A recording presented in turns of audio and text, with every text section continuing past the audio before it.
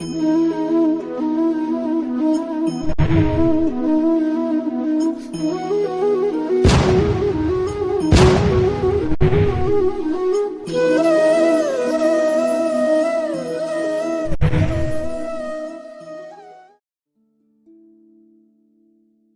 Everyone, welcome to asset B channel. This is Aditya Singh और इस video में हम लोग देखेंगे क्लास 10th की हिस्ट्री का चैप्टर 1। आपके इसमें हम लोग ये 5th पार्ट जो है इसका कवर करने वाले हैं और शायद ये आज लास्ट पार्ट भी हो जाएगा। आज आपका ये चैप्टर जो है कंप्लीट हो जाएगा। इसके पहले हम लोगों ने बहुत कुछ कवर कर रखा है। अगर आप लोग को वीडियोस नहीं मिली है तो प्लेलिस्ट में जाके आप लोग उसको देख सकते हैं। आज हम लोग देखेंगे विजुअलाइजिंग द नेशन, यानी कि राष्ट्र की दृश्य कल्पना कैसी रही भी, कैसे लोगों ने विजुअल किया कि कैसे हमारा राष्ट्र होना चाहिए।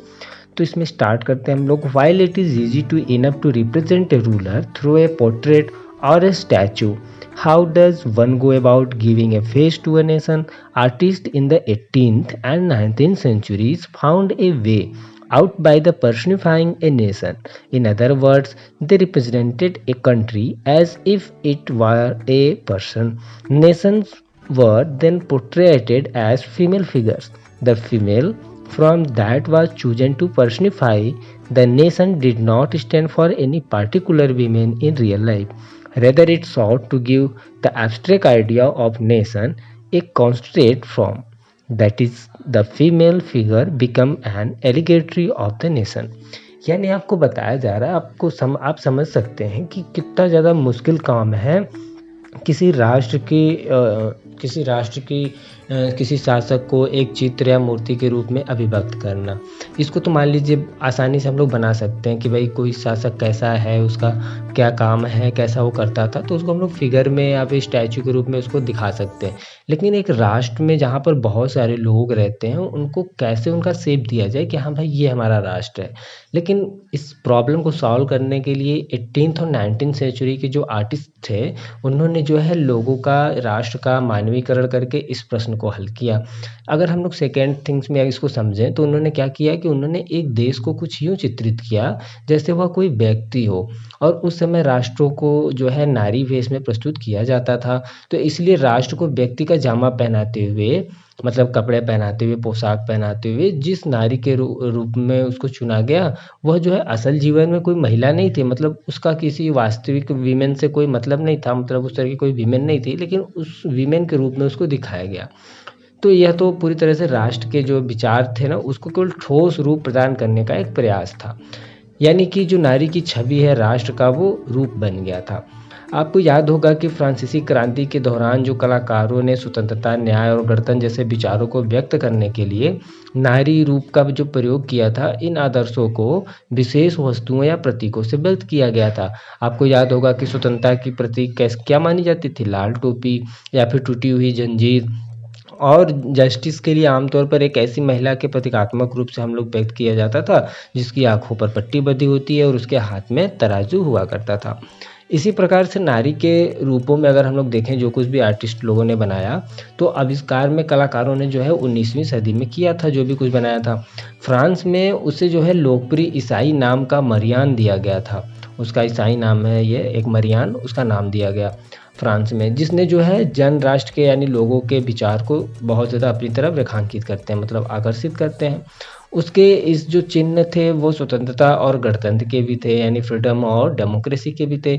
लाल टोपी, तिरंगा, कलगी, ये सारी चीज़ें। जो मरियान की प्रतिमाएं थी वो सार्वजनिक चौकों पर लगाई गई, जिससे कि जनता को यूनिटी की और नेशनलिज्म की याद जो है फीलिंग आती रहे और लोग उसे अच्छे से अपने अंदर बिठा सके, अपने अंदर वो भावना ला सके।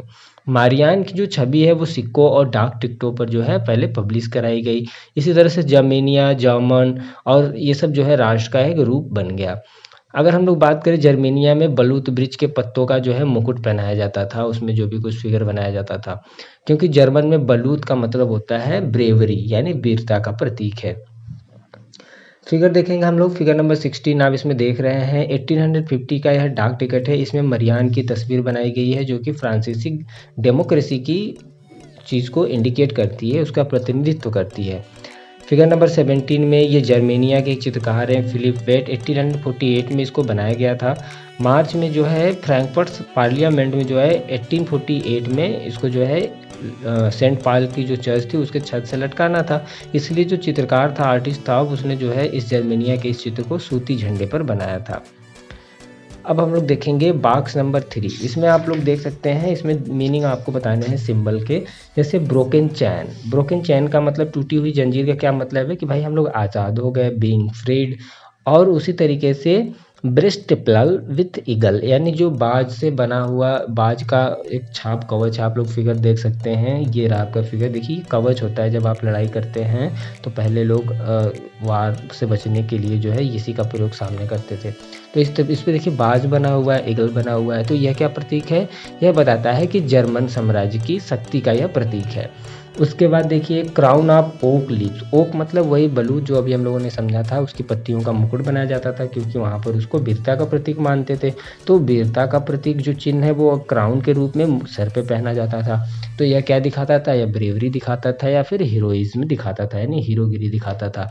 फिर आता है सॉर्ड। सॉर्ड मीन्स होता है वैसे तलवार। तलवार का मतलब क्या होता है कि भाई मुकाबले की तैयारी, यानी रेडीनेस टू फाइट। उसी तरह olive branch around the sword, ये क्या किस चीज़ का प्रतीक है? यह है विलिंग टू मेक पीस, यानी शांति फैलाने की चाह। तलवार पर जो लिपटी हुई जैतून की डालियाँ आप लोग देख रहे हैं, यह इस बात की प्रतीक है कि भाई हम लोग शांति चाहते हैं।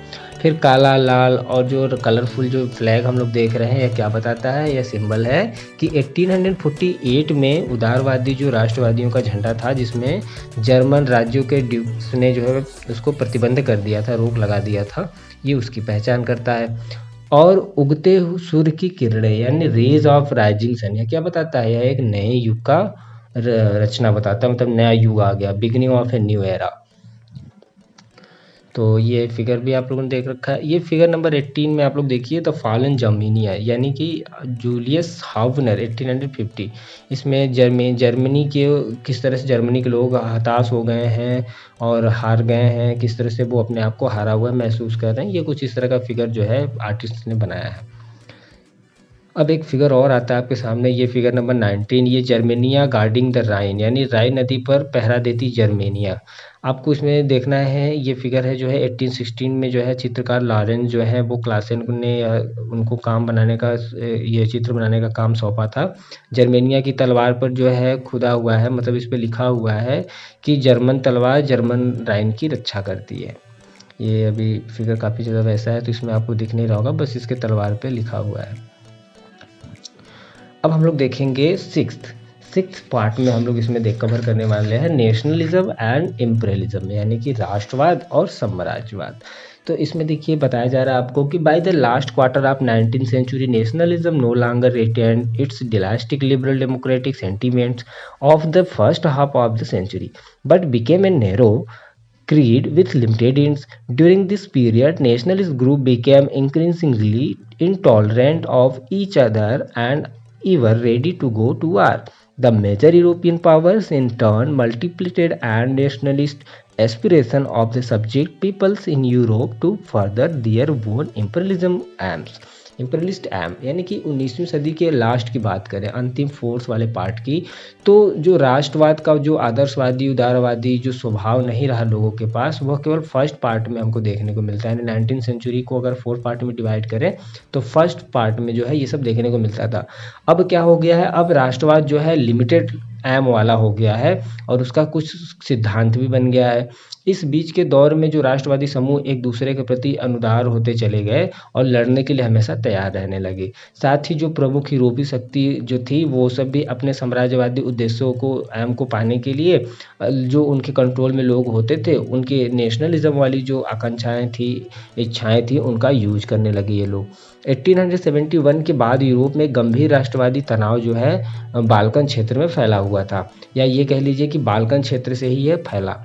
इस क्षेत्र में भौगोलिक और जाति भिन्नता थी बहुत ज़्यादा, और लोग जो है आधुनिक जो आज के समय रोमानिया, बल्गेरिया, अल्बेनिया, यूनान, मैसिडोनिया, क्रोएशिया और बोस्निया हर्जेगोविना, स्लोवेनिया और सर्बिया और मॉन्टेनेग्रो, ये सारे शामिल थे उस समय। क्षेत्र के निवासियों की बात करें अगर, तो आमतौर पे इनको स्लाव कह के पुकारा जाता था। बाल्कन क्षेत्र का एक बड़ा सा हिस्सा ऑटोमन साम्राज्य के कंट्रोल में रहा करता था। बाल्कन क्षेत्र में रूमानी, अभी हम लोग इसको समझ चुके हैं, रूमानी यानी कि रोमांटिकिज्म, यानी रोमांटिकिज्म जो था वो रूमानी होता है। तो जो रोमांटिक नेशनलिज्म था वो जो है बाल्कन क्षेत्र में विचार इसके फैले हुए थे, और ऑटोमन साम्राज्य के भीतर से जो उसका जो मिलाव हो गया था ऑटोमन साम्राज्य के साथ, जो मिल गए थे वो लोग, उससे काफ़ी ज़्यादा प्रॉब्लम क्रिएट होती है। 19वीं सदी में अगर हम लोग देखें तो ऑटोमन साम्राज्य में जो मॉडर्नाइजेशन था और जो उसके इंटरनल सुधार के लिए जो चीज़ें थी वो उसको मजबूत बनाना चाहा था, लेकिन इससे बहुत ज़्यादा सफलता इनको नहीं मिलती है। एक के बाद एक उसके अधीन जो भी कंट्रोल में यूरोपीय राष्ट्रीयताएँ थी वो सब उसके चंगुल से निकल जाती हैं और स्वतंत्रता की वो लोग मांग करने लगती हैं। बाल्कन के लोगों ने आज़ादी या राजनीति अधिकारों के अपने दावों को राष्ट्रीयता का आधार दिया था। उन्होंने इतिहास का इस्तेमाल करके यह साबित करने के लिए किया कि वे कभी स्वतंत्र थे, किंतु उसके बाद विदेशी शक्तियों ने उन्हें अधीन कर लिया, अपने कंट्रोल में कर लिया। इसलिए जो बाल्कन क्षेत्र के विद्रोही राष्ट्रीय समूहों ने अपने संघर्षों को लंबे समय से खोई आज़ादी को वापस पाने के लिए प्रयास करने लगते हैं। जैसे विभिन्न स्लाव राष्ट्रीय समूहों ने अपनी पहचान और स्वतंत्रता की परिभाषा तय करने की कोशिश की। बाल्कन क्षेत्र गहरे टकराव का क्षेत्र बन गया था, क्योंकि वहाँ से ही सब स्टार्ट हुआ था। बाल्कन जो राज्य था उसके एक वहाँ के जो लोग थे ना, एक दूसरे से बहुत ज़्यादा नफरत करते थे, और हर एक राज्य के लिए अपना जो है ज़्यादा से ज़्यादा जो इलाका था वो उसको कंट्रोल करने की उम्मीद लगाते थे। हालात कुछ ऐसे हो गए थे, इतने ख़राब हो गए थे, क्योंकि बाल्कन क्षेत्र में जो है बड़े-बड़े जो पावर के लोग थे उनके बीच में कंपटीशन होने लगा था। इस समय यूरोपीय शक्तियों के बीच में जो व्यापार था, जो उपनिवेशक थे, जो आप इन्वेस्ट करते थे पैसे वगैरह, साथ ही साथ जो नौसैनिक वगैरह थे या फिर जो आपके सैन्य ताकत थे, सेनाओं की जो ताकत थी, उन सब में भी बहुत ज़्यादा कंपटीशन देखने को मिलता था, क्योंकि सब अपने-अपने कंट्रोल में करना चाहते थे। जिस तरह से बाल्कन में समस्या आगे बढ़ी उसमें जो है यह जो कंपटीशन था यह खुल के सामने आने लगी। रूस, जर्मनी, इंग्लैंड, ऑस्ट्रो हंगरी की हर ताकत जितनी थी सब बाल्कन पर अन्य शक्तियों की पकड़ को कमज़ोर करके क्षेत्र में अपने प्रभाव को बढ़ाना चाहती थी। इससे इस इलाके में कई युद्ध हुए और अंततः प्रथम विश्व युद्ध हो जाता है।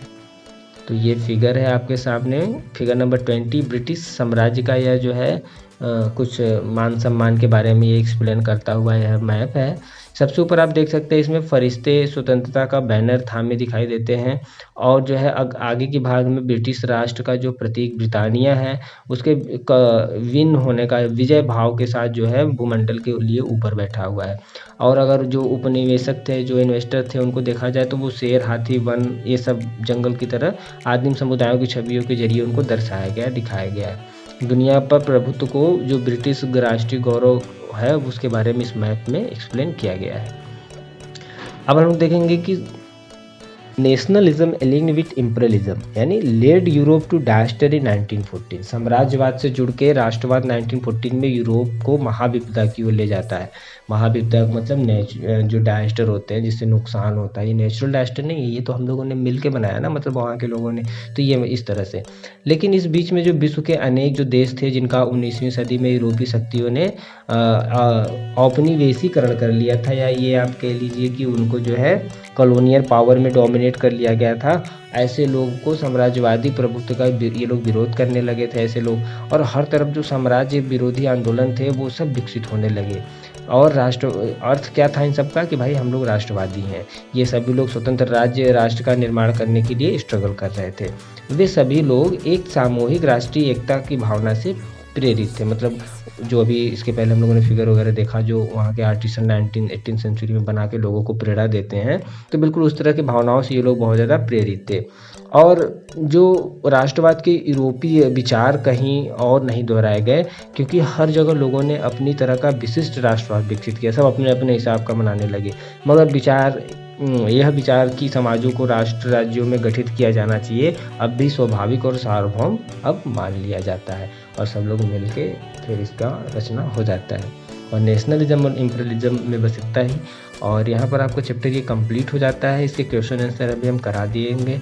और ठीक है, वीडियो कैसा लगा, अच्छा लगा तो लाइक कीजिए। देखिए इतना मेहनत किया जाता है तो एक लाइक तो बनता है, और अपने फ्रेंड के साथ शेयर भी बनता है। ठीक है, आप लोग शेयर करेंगे, अधिक से अधिक स्टूडेंट ज्वाइन करेंगे, तो मुझे भी अपने जो भी हमारे पास नॉलेज है, चाहे साइंस को चाहे मैथ को, इन सबको लेके आपको बताने में अच्छा लगेगा। ठीक है, तो इतना तो कर ही सकते हैं आप लोग कि जो भी लोग देख रहे हैं वो कम से कम इसे अपने फ्रेंड के साथ तो ज़रूर शेयर करें।